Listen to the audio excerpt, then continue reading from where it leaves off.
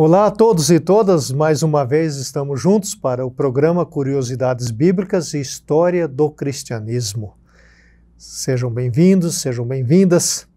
O nosso programa tem por finalidade fazer uma visita aos tempos antigos, olhar esses primórdios do ponto de vista da história.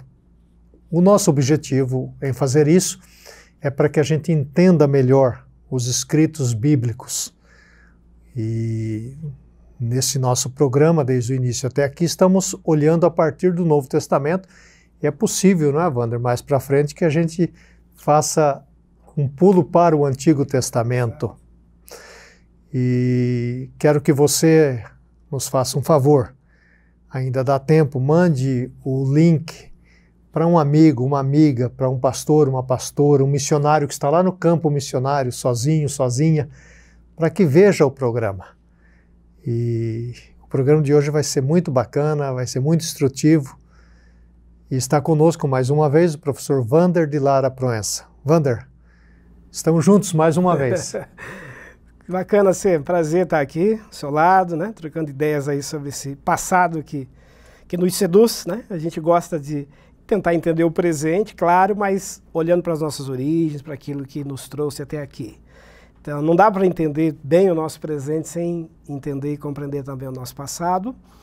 E agradecer, né, aqueles que têm participado, interagido conosco e fazer uma observação. Normalmente, quando as perguntas chegam para nós, e às vezes chegam várias perguntas, elas serão sempre respondidas no programa seguinte, tá? Então, a gente não vai responder de imediato, mas no programa seguinte, certamente, nós daremos atenção à questão que você nos propuser, né, e trazer para a gente aqui. Então já fica aí o convite, se você tem uma pergunta, uma curiosidade, ou mesmo se você quer que algum assunto seja esticado, expandido, a gente vai fazer isso, tá certo? E Wander, eu vou surpreender você hoje com uma pergunta que não está no nosso script.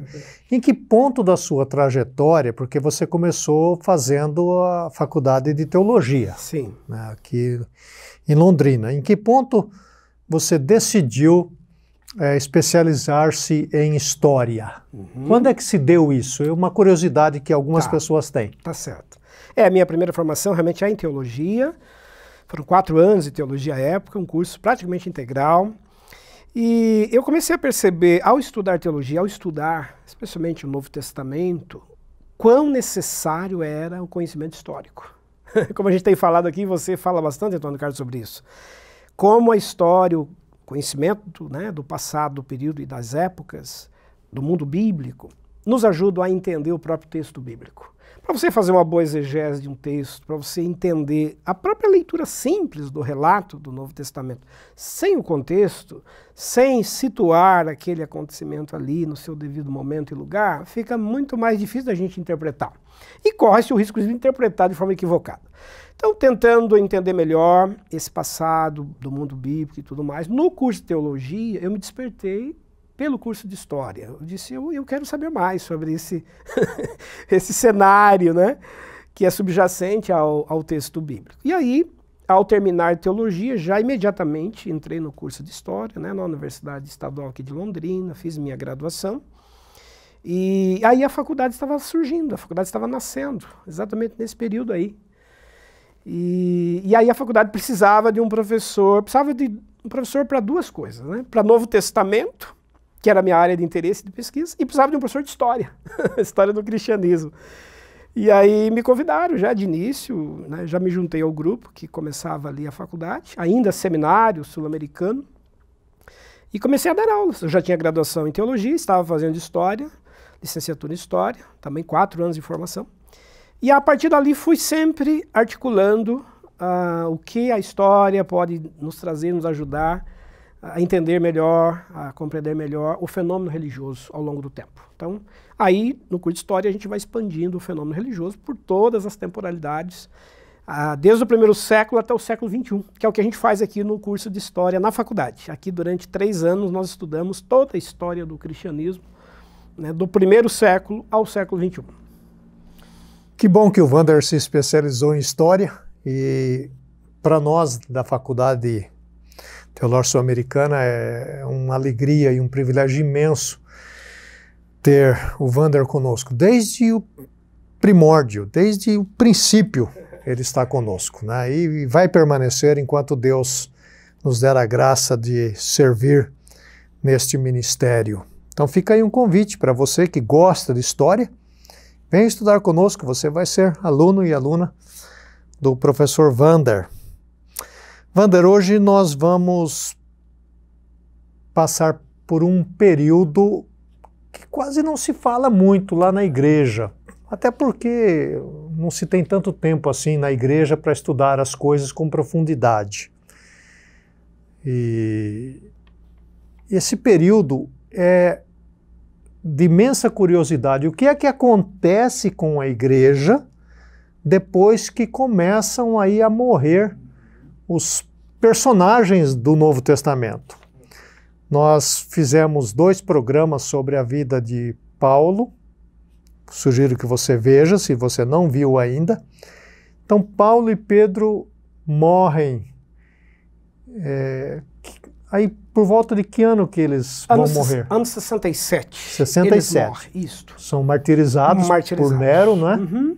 Todos os outros apóstolos vão desaparecendo. Cada um vai para um lugar, vão para regiões muito distantes para pregar, né? A apóstolo que vai para a Índia, vão para o Egito, vão para a Pérsia, a Ásia Menor, em muitos lugares, foram e não voltaram, foram martirizados. Dos 12 apóstolos, apenas 2 não foram martirizados. Somente Tomé, que foi encontrado, inclusive, o seu túmulo, né, no Egito, em 1945, que deve ter morrido de morte, chamada morte natural, e o apóstolo João, que é o último apóstolo a morrer, morre no ano 100. Ano 100 para o ano 101, morre na velhice na cidade de Éfeso. É o último apóstolo a morrer. Então, até o ano 100, a partir do ano 100, não há mais nenhuma testemunha ocular dos fatos. Não há mais nenhum dos apóstolos vivos mais, né? Então, João vai fixar sua residência da Palestina em Éfeso. Em Éfeso. Vai viver toda a... Que é na Turquia moderna hoje, não é isso? Isso mesmo, região da Ásia Menor, isso mesmo. Lá ele vai ser um pastor. Vai ser o grande responsável pela fundação daquelas comunidades que existem lá no Apocalipse, por exemplo. As 7 igrejas que nós vamos falar delas, daqui a né? pouco. João faz de Éfeso a base do seu ministério. Um dado histórico, Maria, mãe de Jesus, vai residir com João, também em Éfeso. Ela faz parte desse grupo de liderança que vai desenvolver um trabalho bem importante de fundação de comunidades cristãs na região da Ásia Menor. E João é o último apóstolo a morrer, depois de passar, inclusive, pela prisão em Patmos. Então, fale dessa prisão antes. Quer dizer, já estamos falando desse período. Das questões aí. Patmos é em que lugar? Era uma prisão? Era comum levar prisioneiros para esse lugar? Sim. Patmos era uma ilha no Mar Egeu, né? Fica no Mar Egeu, existe até hoje lá, um local histórico, turístico, na região hoje de controle turco, né? Da Turquia, e fazia parte de uma estratégia romana de mandar para lá prisioneiros. Quando Roma queria esvaziar um pouco as prisões, ou mandar algum prisioneiro lá para que pudesse produzir algo para Roma, mandava para Patmos. É uma ilha na qual se produziam as pedras para pavimentação das estradas romanas. Roma ficou famosa, né? O Império Romano ficou famoso no mundo antigo pela pavimentação de estradas. Praticamente cortavam, né, do Oriente ao Ocidente as estradas romanas, a famosa Via Ignatia, né, ou Via Inácia, que cortava todo o Império de lado a lado, foi toda ela pavimentada com os chamados paralelepípedos, que é essas pedras tem até hoje, trabalhadas hoje. Algumas ruas, né? Exatamente, se produzia em Patmos. Então os prisioneiros que iam para lá iam para produzir esse material e cumprir penas. João ficou preso durante 2 anos em Patmos. E foi lá que ele teve a visão do Apocalipse. Quem estava no poder era Domiciano, imperador, que o mandou para lá. Aí Domiciano morre, ao morrer Domiciano ele é solto. Ao sair ele aí, né, manda as cartas para as igrejas do Apocalipse. O Apocalipse foi mandado para essas comunidades. E aí finalmente no ano 100 para o ano 101, João morre em Éfeso na velhice. Inclusive tem um texto que não foi canonizado, que conta a história da morte de João, né, da sua morte. E as últimas palavras que ele disse ao morrer foram exatamente estas: como vai ser agora a igreja, o que será da igreja, quando ninguém mais vai poder dizer, eu vi, eu estava lá, eu presenciei. Porque ele era a última testemunha que havia presenciado Jesus, os acontecimentos. Depois dele não haveria mais ninguém. Mais ninguém. Testemunha ocular. É um momento emocionante, né? Emocionante, carregado de emoção, né? Essas palavras, né? Porque você há de recordar que os apóstolos agora não estão mais, João está partindo, e nesse período, Wander, a igreja já estava bem expandida, não estava? Sim. O movimento cristão no primeiro século atingiu lugares muito distantes, né? Os apóstolos foram pregar em lugares longínquos mesmo. E aí a própria língua grega facilitou muito, porque o grego estava disseminado em todo o território do Império Romano.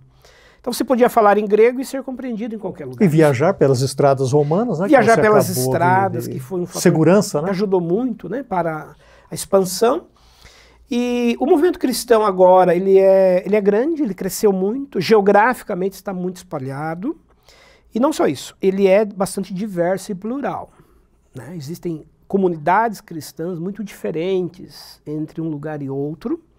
E daí o grande desafio, como vai ser agora essa igreja que não tem mais um apóstolo, testemunha, que esteve presente. Um tipo de um quartel-general, né? Pois é. E agora, quem que vai comandar essa igreja? Quem que vai liderar esse movimento? De onde vem a palavra final para decidir o que é certo e o que não, o que é correto, o que é bíblico e o que não é? E os escritos ainda não estão disseminados, não é, Wander? Não estão. Estão sendo ainda produzidos. O cânon não está feito ainda. Não está. Né? É um período ainda de incertezas sobre quanto tempo isso ainda vai durar. Pelo seguinte, vamos compartilhar isso com quem está nos acompanhando.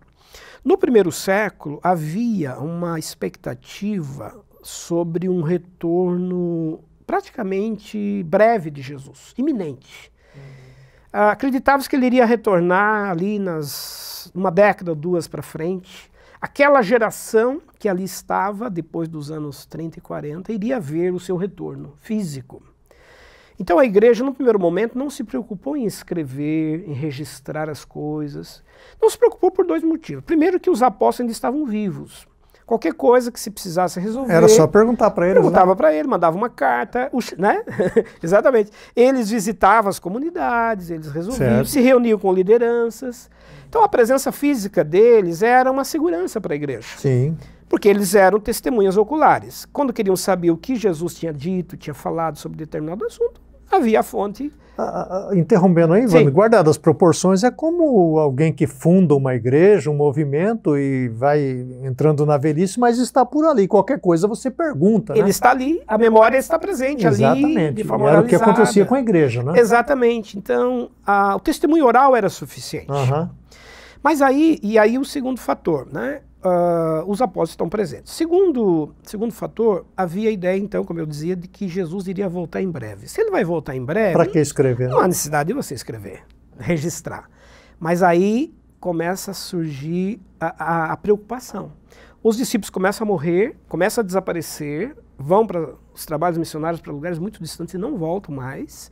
Você não tem mais contato. Você tem, né, aí Pedro e Paulo vão ser martirizados no ano 67.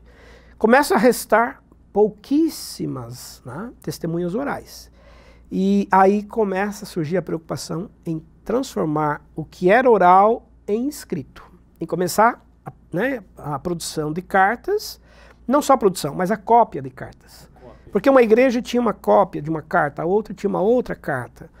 Quem que vai fazer o trabalho de reproduzir isto e fazer isso circular de forma mais abrangente? Aí entra um trabalho muito importante de algumas escolas, chamadas escolas teológicas, como é o caso da Escola Paulina de Éfeso, que a gente comentou em aula, né, no programa anterior. Que vai ter o trabalho de pegar esses escritos de Paulo, fazer cópias, reproduzir e começar a disseminar isso pelas mais diversas comunidades. E aí a liderança lia e fazia, nós vamos mencionar isso, foi um programa de catecúmenos, de discipulado. Exatamente. Então, Wander, quando as igrejas começam a ser estabelecidas, a gente imagina, não tem uma grande liderança formada ainda, não é? Quem é que toma conta dessas igrejas? É o próprio povo? São os leigos, os anciãos que estão por ali, as mulheres também? Como é que funciona isso? Legal, uma questão bem importante e sempre os estudantes, os alunos perguntam para a gente, né? Em sala de aula, inclusive, querem saber. Afinal, como é que surgem esses títulos, né? Pastor, bispo, né? Presbítero, como é que isso funcionou? Bom, então, entendendo de forma assim, histórica, nós temos no primeiro século, quando os apóstolos ainda estão vivos, já uma certa organização funcional dessas comunidades. Então, como é que isso se dá? A autoridade maior é apostólica. São os apóstolos, discípulos de Jesus que estiveram com ele, que têm autoridade maior para decidir, determinar, resolver as questões que começavam a surgir. Abaixo deles existiam os presbíteros ou pastores, que cuidam de comunidades locais, que zelam pela vida espiritual e religiosa daquela comunidade. Eles ocupam o lugar do antigo ancião da sinagoga. Vamos lembrar que na religião judaica existiam centenas, milhares de sinagogas espalhadas pelo mundo antigo.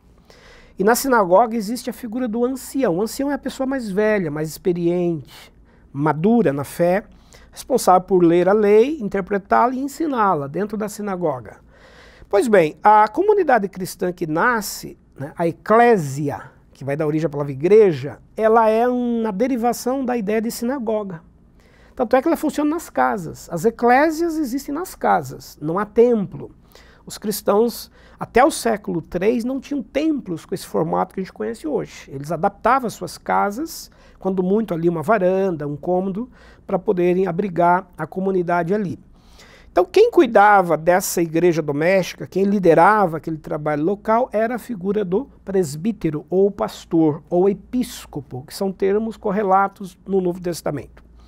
Além desse cargo, existia um terceiro, que era a do diácono, eleito para cuidar da questão mais social, das viúvas, né, daqueles que precisavam de um trabalho mais assistencial. Eles cuidavam daquilo que era mais material. Suprindo as necessidades básicas do povo. Exatamente, atentos a crianças órfãos que precisavam de abrigo, de ajuda. Eles faziam esse trabalho muito importante. Então, no primeiro século, nós temos essa hierarquia já mais ou menos estabelecida. Claro que há outros que cumprem funções como professores, mestres, que são ensinadores. O próprio Novo Testamento cita isso, né, esses exemplos.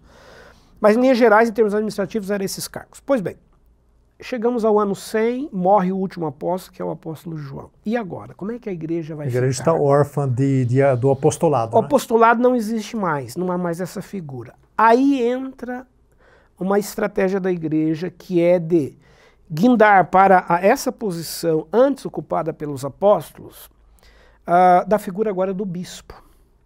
Então, a partir do século II, vai surgir uma figura na igreja chamada bispo, que tem o papel da superintendência, do administrador regional, aquele que cuida de um grupo de comunidades. Então, numa determinada região, existem várias comunidades cristãs. Era o bispo de uma cidade, né? De uma cidade e das pequenas comunidades a ela vinculadas. Naquela determinada região. Então, o bispo, ele tem a função agora, de certa maneira, de ocupar aquele papel que o apóstolo anteriormente ocupava. Por quê? Porque o bispo manda cartas, ele exorta, ele corrige problemas que estão surgindo nas comunidades. E não só isso, ele também se reúne com a liderança local para tratar daquelas questões e daquelas dificuldades doutrinárias que começavam a surgir. A figura do bispo é uma figura que hoje ainda existe em alguns segmentos. Por exemplo, a igreja metodista, que é uma igreja muito conhecida no Brasil, tem ainda essa organização eclesiástica, os bispos regionais. Outros grupos, como os presbiterianos, têm lá o presbitério, que cumpre esse mesmo papel regional. A função de um bispo. A função de um bispo, né? Um colegiado. Cada denominação vai acomodando isso. Exatamente. Né? Num certo sentido. Na sua nomenclatura. Né? No catolicismo se tem a diocese. A diocese é uma região eclesiástica que comporta várias comunidades. Certo. E tem um bispo que cuida ali daquela diocese. Então, no século II, a partir do século II, essa figura do bispo será uma figura bem importante. E ele tem muita autoridade. Muita autoridade, porque é ele que nomeia. Nós vamos falar daqui a pouquinho aí das polêmicas doutrinárias que vão começar a surgir. E aí a figura do bispo se torna muito importante. Por quê? Porque é ele que vai credenciar quem será o pastor ou o presbítero que vai cuidar daquela comunidade, quem que está autorizado a realizar os ritos, quem que pode batizar. Qualquer pessoa pode ir lá e celebrar o batismo. Qualquer pessoa pode ministrar a ceia eucarística, a ceia cristã. Ou tem pessoas encarregadas de fazer isso. Qualquer pessoa pode ir lá diante da comunidade fazer uma pregação, né? Conduzir a liturgia. A partir do século II, o bispo vai ter esse papel de acompanhar, supervisionar quem teria estas funções dentro das comunidades cristãs. Porque elas cresceram muito, se espalharam demais, e é preciso haver um mínimo de organização e funcionalidade. E esse bispo, como você disse, ele tem uma similaridade no judaísmo, que é o ancião. Então ele era escolhido por causa da sua idade, da sua sabedoria, da sua experiência. Exatamente. As comunidades que escolhiam. A comunidade reconhecia essa função. Reconhecia. Exatamente. E davam a ele essa função. Um grupo de comunidades nomeava e escolhiam aquele que iria ser esse representante regional. Além desses, né, detalhes que você deu e trouxe para credenciamento de um bispo, havia um outro ainda que no começo foi muito importante. O contato que esse bispo havia tido com o apóstolo, ou discípulo de apóstolo. Porque a estrutura funcionou num primeiro momento mais ou menos assim. Existia o apóstolo, discípulo de Jesus. E existia o discípulo de apóstolo. Isso. Que é o caso de Marcos, que trabalhou com Pedro, Lucas, que trabalhou com Paulo, e assim por diante, né? João terá outros discípulos que trabalharam com ele. Então, o discípulo de apóstolo carrega uma autoridade maior porque ele conviveu diretamente com o apóstolo. Alguns desses bispos serão discípulos ou do próprio apóstolo ou de discípulo do apóstolo. É uma sequência. É uma sequência pela proximidade. Então, quanto mais próximo você estava do acontecimento, quanto mais próximo você estava das testemunhas oculares, maior era a autoridade.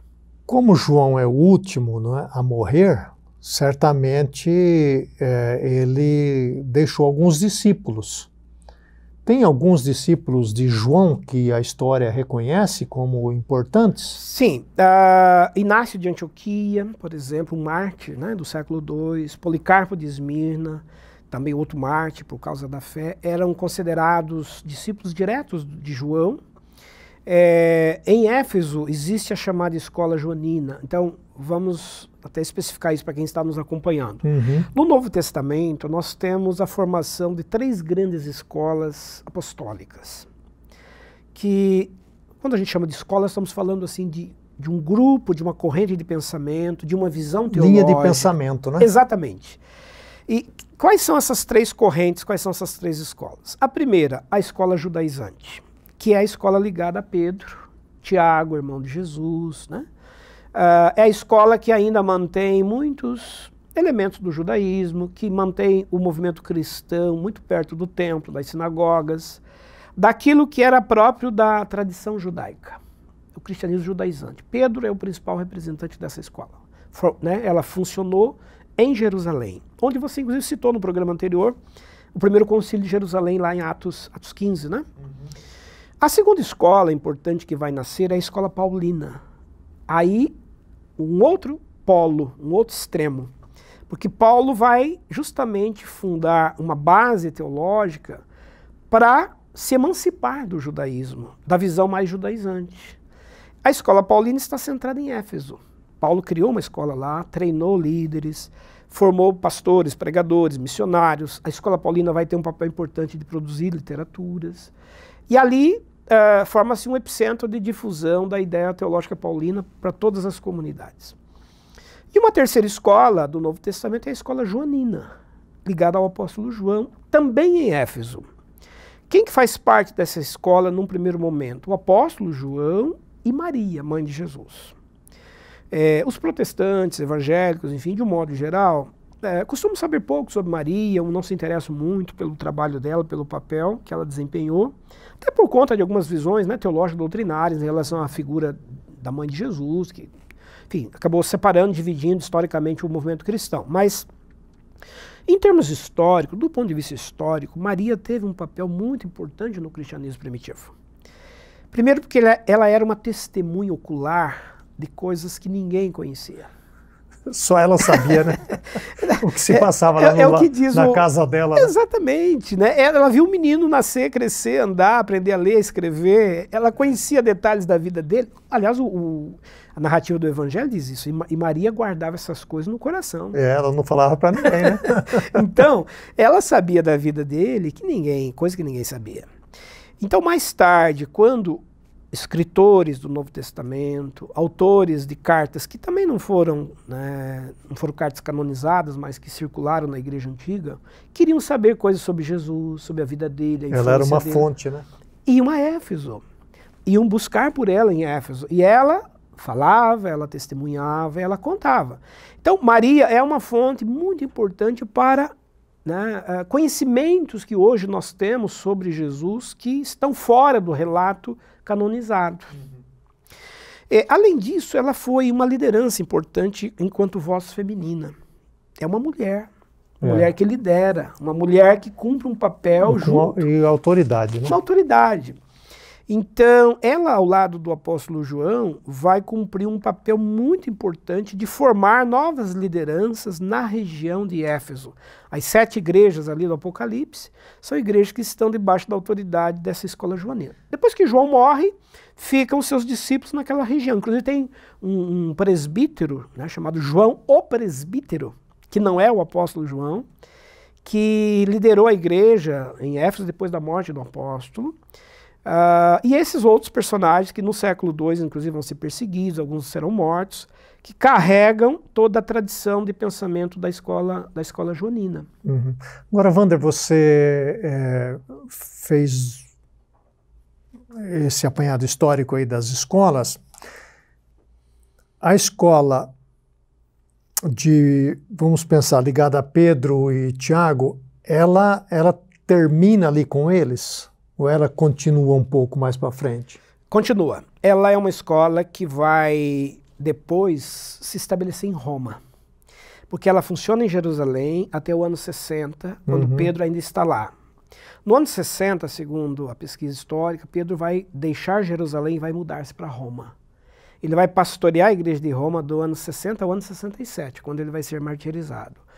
Com a morte de Pedro, vão ficar como seus sucessores em Roma cristãos com a visão judaizante, que é a visão mais conservadora, ainda ligada ao judaísmo. Então ela tem continuidade. Tem continuidade, com outros bispos que virão, que vão carregar essa visão de Pedro. A mesma coisa com Paulo. Paulo morre, seus discípulos, né? Tito, Timóteo, toda a liderança jovem que ele formou, esse grupo vai continuar o seu pensamento. João, a mesma coisa. E aí só um detalhe, se a gente pudesse então resumir, a escola judaizante é uma escola mais próxima da visão teológica judaica. A escola paulina, uma visão teológica mais gentílica, mais próxima da cultura do mundo antigo. E a escola joanina é uma escola ligada ao movimento apocalíptico.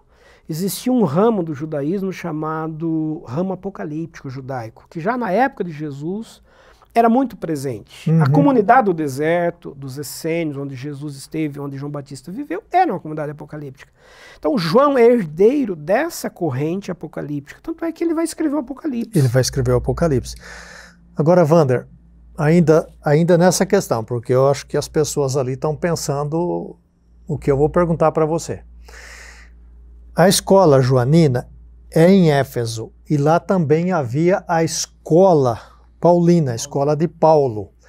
Essas duas escolas se encontraram, tiveram algum tipo de relacionamento ou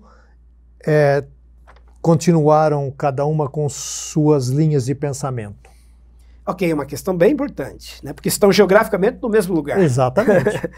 E aí existem duas coisas interessantes. E tem a mesma fonte que a Jesus. A mesma fonte, exatamente. Tem uma coisa muito importante aí. Nós temos visões teológicas, modos próprios de se organizar o trabalho, de se fazer a missão, que pertence a cada uma dessas escolas. Cada uma tem estratégias próprias para fazer o trabalho missionário. Paulo tem o seu estilo, tem o seu jeito, João tem a sua maneira e vai formar também os seus seguidores, os seus discípulos com esse papel.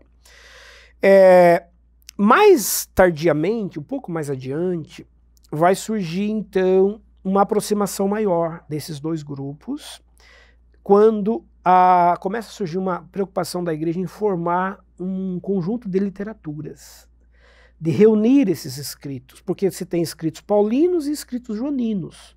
João tem 5 textos no Novo Testamento, né? Tem o Apocalipse e tem as cartas, né? Então a gente tem aqui, e o Evangelho, né? E o Evangelho. Então nós temos um conjunto joanino de 5 escritos e temos um conjunto paulino com 13 ou 14 Depois de escritos. Paulo é João, né? É João. Então, como juntar esses textos para que eles sirvam também para as demais comunidades que não estão ligadas àquele apóstolo diretamente? Então, o processo de canonização dos escritos vai criar uma necessidade de aproximação. Porque para se formar o Novo Testamento com 27 livros, que é um processo longo, a gente vai ter um programa sobre isso depois, né? Vamos fazer um programa especificamente para isso, porque é um tema bem amplo e muito interessante. O cânon só vai se encerrar no século IV. Então, até lá, há um trabalho para se juntar os escritos, fazer uma aproximação entre esses dois, né, esses grupos, esses 3 grupos, na verdade. E vai surgir uma quarta escola que a gente vai falar daqui a pouquinho na questão dos pais da igreja, que eles vão compor uma quarta escola. Vamos logo falar sobre isso. Então, o cânon do século IV, que vai reunir os 27 livros do Novo Testamento, ele será resultado dessas 4 escolas, né? Petrina, Paulina, Joanina e a escola dos pais da igreja. Certo.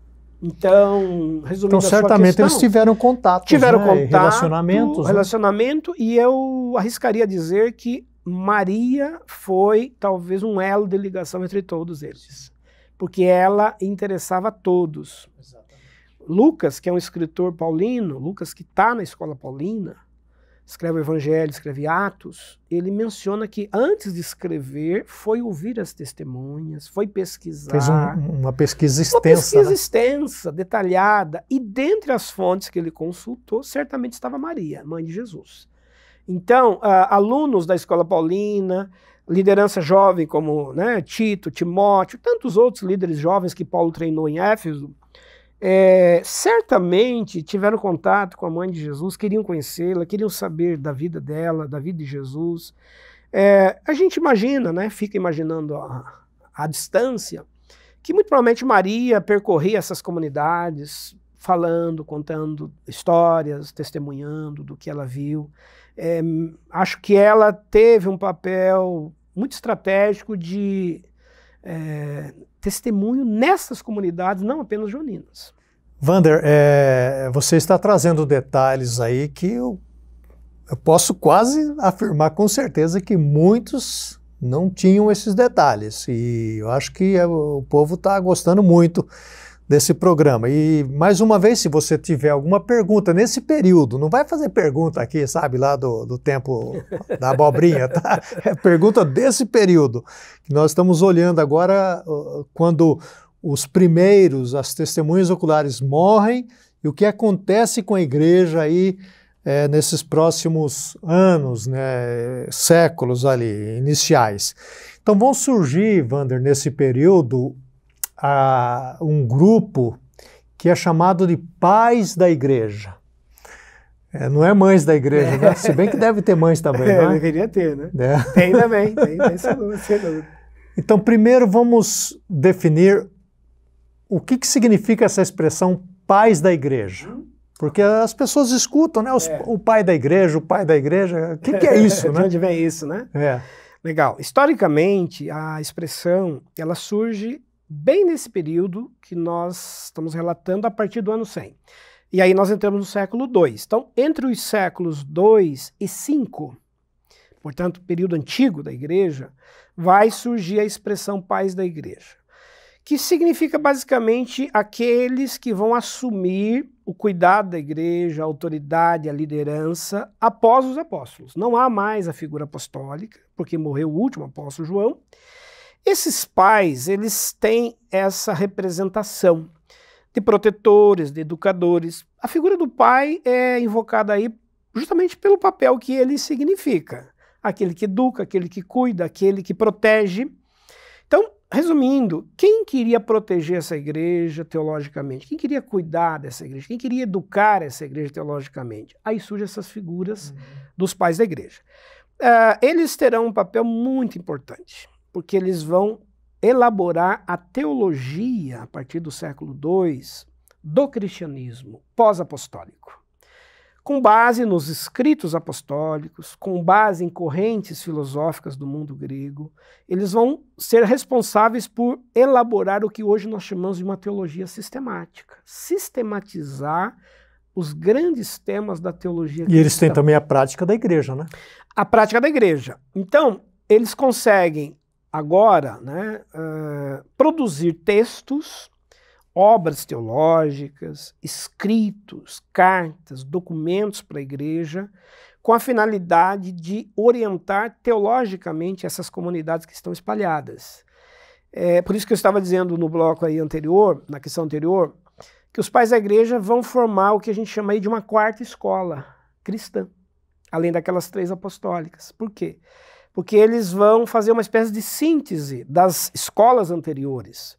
Tem pais da igreja, são teólogos, são educadores, são, né, mestres que ensinam, mais ligados ao pensamento paulino, outros mais ligados a João, outros mais ligados, né, a Pedro.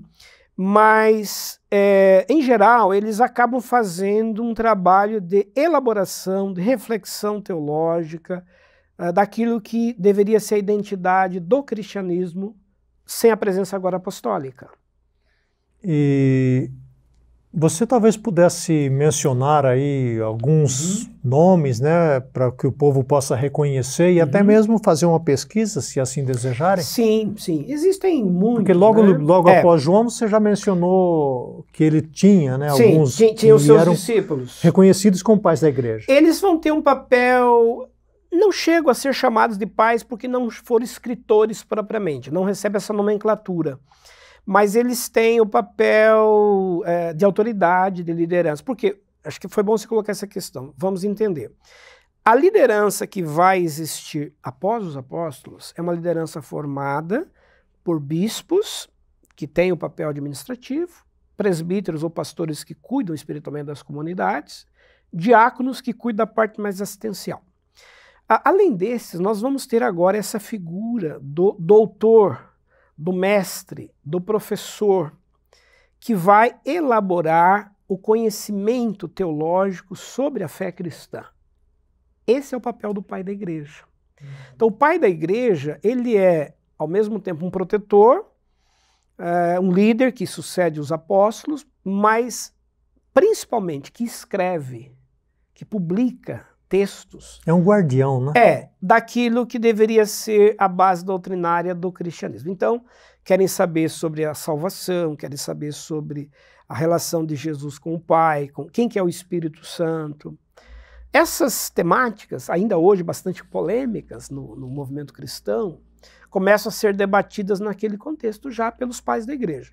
Então, eles vão decidir, por exemplo, se Jesus é Deus, teologicamente. Tem base para você dizer isso? Jesus pode ser cultuado igual o Pai ou não? O Espírito Santo é uma pessoa ou é só um poder, é só uma força de Deus? Os pais da igreja vão mergulhar nesses embates, nessas discussões, para começar a dar ao cristianismo muitas das doutrinas e questões teológicas que nós temos até hoje. Sustentação, né? Eles vão sistematizar a teologia. E um outro papel muito importante, eles são responsáveis por defender a fé cristã diante de alguns questionamentos que estavam surgindo. As polêmicas doutrinárias, a gente até vai falar um pouquinho de algumas que vão surgir aí, são eles que respondem às polêmicas doutrinárias que começam a aparecer na vida da igreja.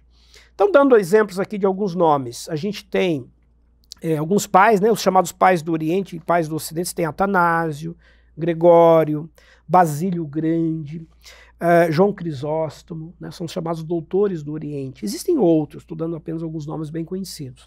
Mas no Ocidente nós temos Jerônimo, que vai ser inclusive escritor, vai traduzir a Bíblia para o latim, né, a Vulgata, Agostinho, chamado o outro também Gregório o Grande, Então nós temos aí uma lista de dezenas de pais da igreja que estão situados em alguns lugares teologicamente muito estratégicos. Por exemplo, alguns deles estão, uma boa parte está centrada em Alexandria, no Egito, que era um grande centro de conhecimento, né? A maior biblioteca do mundo antigo, com, né, um milhão de manuscritos e obras, estava em Alexandria, no Egito. Lá existiam correntes filosóficas, escolas de filosofia.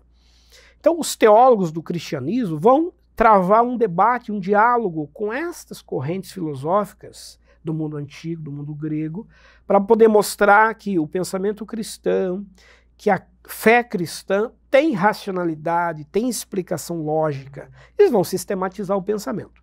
Uma outra escola, né, em Cesareia, uma outra grande biblioteca lá, onde está Eusébio de Cesareia, que a gente citou no programa anterior, uma biblioteca com 30 mil volumes lá, um outro grande centro de estudos. Tem escola também em Constantinopla, ou seja, os pais da igreja eles estão distribuídos em lugares onde há estudo, há bibliotecas, há fontes de pesquisa. Acesso para pesquisa, né? Para poder justamente construir uma obra mais densamente. Alguém talvez nos pergunte ou queira saber, tem escritos até hoje deles, né? E disponíveis, né? Basta fazer uma pesquisa aí na internet e você encontra esse material, não é isso, não? Todos eles, sim, sem dúvida, em português, inclusive, né? A gente chama em teologia aí de patrística, os escritos patrísticos, né? Os escritos dos pais da igreja.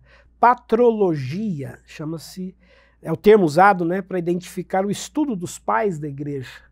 Então são autores muito interessantes para serem conhecidos, lidos. Os seus textos estão acessíveis hoje em livros. Aqui na biblioteca mesmo da Faculdade Sul-Americana nós temos todo um setor ali específico da teologia dos pais da igreja. Um conjunto grande de obras, né, que são acessíveis para a gente entender o que eles escreveram, o que eles produziram naquele período antigo. Wander, nós fizemos um salto ali, ou seja, é um vai e vem, né? Porque é um período, do século II ao século V. É um período efervescente, né? Muito, Porque nós temos, com João, nós temos as igrejas do Apocalipse. Essas igrejas do Apocalipse foram fundadas por João e essas igrejas vão ser também base para esses pais da igreja. Fale um pouco sobre essas igrejas do Apocalipse e esse movimento que está surgindo. Ok, esse é um dado importante. A gente costuma geralmente associar o Apocalipse a um livro só do futuro, só do que ainda vai acontecer. É um livro de profecias, um livro de escatologia. Sim. Mas o Apocalipse ele tem, na verdade, duas temporalidades. Ele tem essa temporalidade futura, escatológica, de coisas que ainda vão acontecer. Ele é um olhar para o futuro, ele é uma revelação do que virá. Mas o Apocalipse tem uma outra temporalidade, que é a temporalidade presente, que já retrata o que estava acontecendo com a igreja naquele momento histórico. E o Apocalipse menciona, por exemplo, 7 cartas, ou 7 igrejas da Ásia Menor, para as quais o livro do Apocalipse... Que estão na Turquia, né? Que estão na Turquia, para onde o livro foi mandado. Essas igrejas da Ásia Menor foram fundadas pelo apóstolo João, pela equipe de missionários da escola joanina, e é João responsável por, teologicamente, doutriná-las, cuidar delas, zelar do que elas deveriam crer ou não. Essa região da Ásia Menor, onde João está atuando, vai ser muito marcada por algumas correntes de pensamento que começaram a influenciar a visão dessa igreja.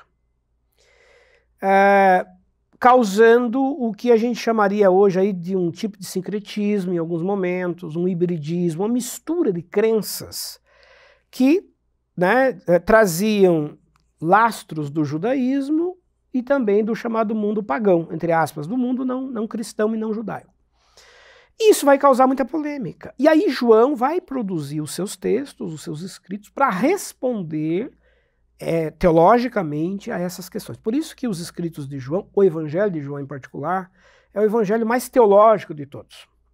É o que mais dialoga com correntes filosóficas do mundo antigo. Por exemplo, surgiram 2 correntes antagônicas, mas muito influentes no cristianismo onde João está atuando, que é o chamado adocionismo, uma corrente que dizia o seguinte, na cultura grega, os deuses costumavam adotar seres humanos para serem seus filhos.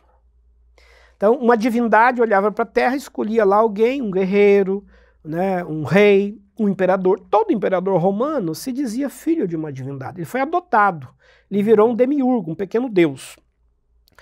Então, essa corrente acabou influenciando a igreja nascente para dizer o seguinte, será que Jesus também não foi adotado para ser o filho de Deus? Será que Deus não olhou lá do céu e disse, eu preciso de um Messias, preciso de um Salvador, preciso de alguém? Quem que eu vou escolher lá na terra? Aí ele olhou lá um jovem de Nazaré e achou que esse poderia... Era aquele, né? Tinha credenciais para isso. E disse, olha, eu vou chamar esse moço aí. E aí Jesus, no batismo, teria sido adotado para ser o Filho de Deus. Por isso que Jesus ouviu a voz lá, esse é o meu filho amado. Então, apenas ali iniciou-se a filiação de Jesus. O relacionamento dele com Deus, né? Foi exatamente. Então, chama-se adocionismo. Foi adotado para ser o Filho de Deus. Então, nesse caso, ele não era eterno. Mas surgiu uma outra corrente antagônica que pregava o docetismo. Né? A palavra docético vem do termo grego dokheim, que significa aparência. Os gregos, influenciados pela corrente gnóstica, diziam que a matéria era má, era pecaminosa. E, portanto, quem fosse puro, quem fosse divino e sagrado, jamais poderia assumir a matéria plenamente. Jamais poderia ter um corpo material, porque senão ele iria se corromper. Então, diante disso, surgiu uma pergunta. Será que Jesus não foi apenas uma aparência humana? Ou seja, ele era um espírito com aparência humana? E aí entra, então, o chamado docetismo. Né? Jesus apenas aparentava ser humano, mas nunca foi carne plenamente. Pois bem, aí chegamos aos escritos de João. Vejam que quando João escreve o Evangelho e as cartas, ele é enfático. Primeiro para dizer, no princípio era o verbo estava com Deus. E era Deus. E era Deus. E aí veio e se fez carne. João 1,14. Ou seja, só no primeiro capítulo do Evangelho, João já está teologicamente combatendo essas duas correntes. Uhum. Jesus não é adotado para ser filho de Deus e Jesus não é apenas uma aparência humana. Ele tem carne, ele se encarnou, ele se fez ser humano. Paulo também vai depois dizer se Jesus não veio em carne, se ele não morreu, né? Não foi plenamente humano, ele não foi crucificado. E se não foi crucificado, é vã a nossa fé. E essas questões chegaram até mais longe, não é? Até lá dos pais da igreja. Sim, eles tratam disso, não é? Vão retomar esse debate porque a igreja será a todo momento, né, envolvida por essas polêmicas. Uhum. Estão surgindo movimentos polêmicos no cristianismo que vão pedir ajuda teológica. E aí entram os pais da igreja. Então, além desses dois exemplos que eu dei, assim, acho que valeria a gente compartilhar com quem está nos acompanhando, pelo menos mais dois outros, muito importantes nesse período. O marcionismo, que é um movimento que surge pelo ano 140, já no século II. É bem cedo, né? Muito 140, cedo, logo né? depois dos apóstolos, né? É. Marcion era filho de um bispo da igreja, portanto, filho de um bispo, de uma liderança importante na Ásia Menor. E ele, depois de estudar, era estudioso e tudo mais, chegou à conclusão de que Jesus não poderia ser vinculado ao Deus de Israel, ao Antigo Testamento. Ele dizia que o Deus de Israel é um Deus diferente, não tem semelhança nenhuma com Jesus. O Deus de Israel falava de guerra, tomava partido e tudo mais. Jesus fala de paz, Jesus fala de convivência, enfim. Então, resumindo, o Marcion disse que existiriam dois deuses, o Deus dos judeus e o Deus cristão. Que Jesus e Yahvé nunca poderiam estar juntos, nunca se conheceram, eles eram antagônicos. Né? Marcion chega a colocar basicamente isso. Resultado, ele tem uma polêmica na igreja, acaba saindo da igreja e funda uma igreja própria, a igreja marcionita em Roma. Né? E o Marcion, ele faz outra coisa. Como ele não queria nada de judaísmo dentro da igreja, ele vai tirar toda a literatura que fosse judaizante. Então ele cria o chamado primeiro cânon, que nós temos no Novo Testamento, formado por 10 cartas paulinas, 10 cartas, menos as 3 pastorais, né? 2 Timóteo e Tito, e o Evangelho de Lucas. Então, o cânon de Marcion terá 11 livros. Bem pequeno, né? Porque, dizia ele, são os únicos livros que não trazem nada de judaísmo, né? Estão purificados da influência judaica. Então, se a gente pensar que o movimento cristão queria ser uma continuidade do judaísmo, que Jesus teria vindo cumprir as profecias, que Jesus era o Messias aguardado, quando surge um líder dizendo que não há qualquer vínculo mais, isso causa uma polêmica. E ele tinha autoridade, né? Muito. E um outro movimento, aí já pelo ano 150, é o montanismo, que surge com um homem chamado Montanus, na região da Frígia, também Ásia Menor. O Montanus causa uma polêmica na igreja, porque ele passa a ensinar, né, ele se converte, ele vinha de um culto pagão, né, chamado culto pagão, dos cultos de mistério, se converteu, veio para a igreja, foi batizado, e aí ele resolve estabelecer uma outra prática na igreja, que não poderia haver qualquer liderança no cristianismo. Não podia ter presbítero, não podia ter diácono, não podia ter bispo, né? Ele prega a abolição dos cargos eclesiásticos, para dizer que a igreja tinha que ser dirigida única e exclusivamente pelo Espírito Santo. Então, o Montanus dizia assim, nós temos que nos reunir, dobrar os joelhos, orar, e pedir que o Espírito Santo venha e revele o que ele quer dizer para a igreja. É ele que vai guiar a igreja. Essa pregação montanista causa uma polêmica enorme. Por quê? Porque trouxe a figura do Espírito Santo como uma figura que não mais se utiliza dos cargos eclesiásticos, das funções eclesiásticas, que é o que a gente estava dizendo agora há pouco. Então, com isso, concluindo, nós vamos ter uma rivalidade. Um segmento cristão que não quer cargos eclesiásticos, que é contra, que era a revelação direta com o Espírito Santo, e, por outro lado, uma liderança eclesiástica que está se formando, que é necessária para proteger a igreja desses... Para dar continuidade ao movimento de Jesus. De Jesus, mais institucional, mais apostólico. Resultado, Montanus foi considerado um herege, acabou sendo expulso dessa comunidade mais oficial, mas o movimento montanista prosseguiu, ele se espalhou pelo tempo, né? E a gente tem ainda hoje, né, segmentos que lembram muito o montanismo. Que é bem parecido, né? Muito bem parecido. E fortes, né? Muito fortes. E fortes. Que tem essa pregação e esse discurso. Como você está vendo, são muitos detalhes e agora já estamos saindo ali daquele período dos escritos do Novo Testamento e entrando no desenvolvimento do cristianismo. Como é que o cristianismo se desenvolve? E você pode perceber pelas explicações do professor Wander que muitas daquelas coisas que ocorreram continuam, num certo sentido, com algumas diferenças, acontecendo até os dias de hoje. Por isso a importância de estudar a história. Wander, o nosso programa passou rápido, viu? Porque esse é um período fascinante, né? A gente quase não estuda muito e não ouve falar, então a curiosidade aumenta bastante. Voltaremos a isso mais adiante. Quem sabe, né? Dependendo aí das suas perguntas, a gente pode retomar, né, algumas outras questões. Para encerrar, Wander, você mencionou que a igreja não tinha templo nesse período, né? No próximo programa a gente vai começar a entrar nesse período do templo, do Constantino, enfim. Então, as reuniões eram caseiras, grutas muitas vezes, né, para escapar das perseguições. Onde a igreja fazia os seus cultos, como se dava o processo de ensino. A gente ouve falar das catacumbas, né, essas classes de catecúmenos. Como é que se dava esse ensino, essa liturgia, esses cultos aí, para a gente estar encerrando esse momento? Sim. Questão bem importante desse período. Vejam, você já bem colocou, até o século III, até Constantino, a igreja não terá templos, como a gente conhece, em locais públicos, expostos. As igrejas funcionavam como eclésias, as casas, né, funcionavam como igrejas, como eclésias.